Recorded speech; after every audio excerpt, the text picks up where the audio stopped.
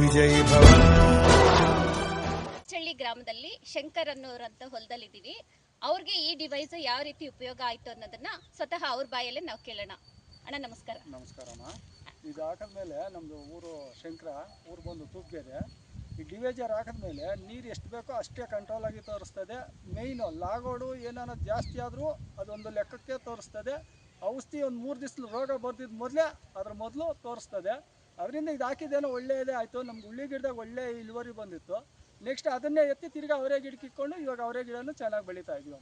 ಅಣ್ಣ ಈ ಮೊದಲು ಯಾವ ಬೆಳೆಗೆ ಹಾಕಿದ್ರಿ ಇದನ್ನ? ಇದು ಉಳ್ಳಿ ಗಿಡಕ್ಕೆ ಹಾಕಿದ್ವಿ ಮೊದಲು. ಅಂದ್ರೆ ಬೀನ್ಸ್ಗೆ ಹಾಕಿದ್ವಿ. ಮೊದಲು ಇದನ್ನ ಬೀನ್ಸ್ ಕ್ರಾಪ್ಗೆ ಹಾಕಿದ್ರು. ಬೀನ್ಸ್ ಕ್ರಾಪ್ ಅಲ್ಲಿ ಅಣ್ಣ ಇದು ಯಾವ ರೀತಿ ಬಂತು? ಬೀನ್ಸ್ ಒಳ್ಳೆ ಇಳುವರಿ ಬಂತು.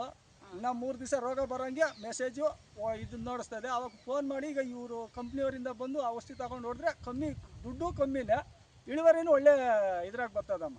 ಅಂದ್ರೆ ನಿಮ್ಗೆ ಇದರಿಂದ ಏನೇನು ಯಾವ್ಯಾವ ತರ ಲಾಭ ಆಯ್ತಣ್ಣ?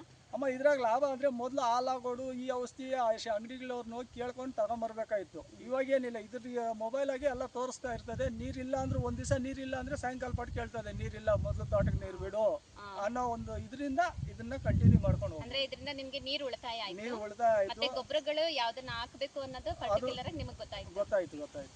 ಉಪಯೋಗ ಆಯ್ತಣ್ಣ ಇದರಿಂದ ಉಪಯೋಗ ಆಗೈತೆ. ನೀವು ಬೇರೆ ರೈತರಿಗೆ ಏನು ಸಜೆಸ್ಟ್ ಮಾಡ್ತೀರಾ ಇದ್ರ ಬಗ್ಗೆ? ನೆಕ್ಸ್ಟ್ ಇದನ್ನ ಯಾರನ್ನ ಕಂಟಿನ್ಯೂ ಮಾಡ್ಕೊಂಡ್ರೆ ಒಳ್ಳೇದೇ ಆಗ್ತದೆ ಹೊರತು ಏನು